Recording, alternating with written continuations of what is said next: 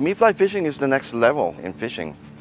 I like the process. I like to dissect things. The entire process from designing a fly, researching color patterns, materials, what works, what doesn't, to rigging your own equipment, your own reel, your own rod, using the right combination, and then going out, learning how to fly cast, and then traveling to a destination that you've never gone to before, using that fly that you've never thrown before, but you designed, and actually catching a fish. To me, it is the most rewarding way of fishing. It's almost like an art.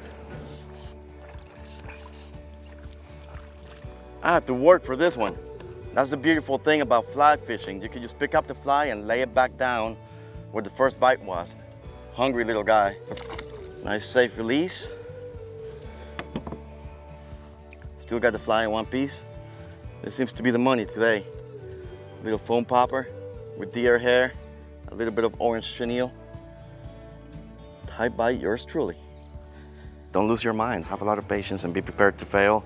Be prepared to make mistakes, and you will be getting tangled in the branches quite a bit.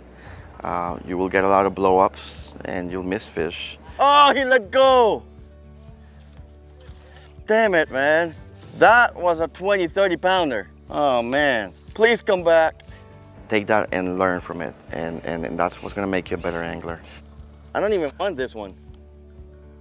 Is that bad to say? I don't know if you can see it, I'm still shaking from the blow-up I just had. So this is my consolation prize, is that what they call it? Another little peacock. So probably one of the biggest issues I've been having fly fishing is snagging my line on my paddle and knocking my paddle in the water, because when I normally fish, I like to keep my paddle just over my lap, just like this. So that way I can readjust my stroke and my positioning, and that's what I've been doing with the bait casters. But with the fly line, because you're casting so much more, you know, you're doing so many more actions and that line is whipping around, I kept either knocking my paddle in the water or wrapping my line around the paddle. So what I found worked really well for me, when we'd get to an area, we'd paddle into a spot and we'd get there, and then I just take my paddle apart and put one section in my Yak Attack paddle keeper there, and then I can just reposition myself with a single blade. And I can paddle around this whole lagoon with a single paddle. So that has really helped me on the later point of this day. And Esteban actually has a fish on. Nice.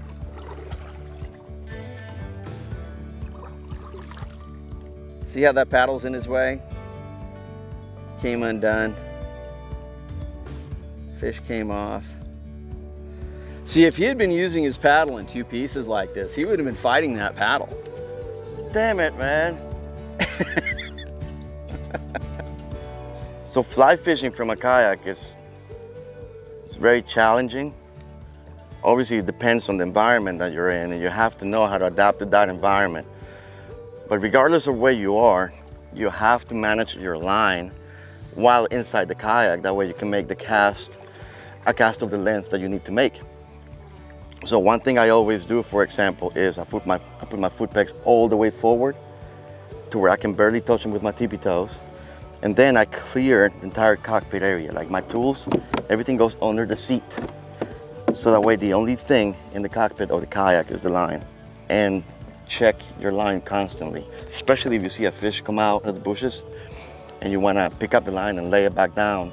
The worst possible thing that could happen is that you didn't check your line, and when you try to lay it back down, now you have a knot and you couldn't get the fish. Now Jackson makes a boat for fly fishing called the Mayfly. It's a great, clean platform for fly fishing.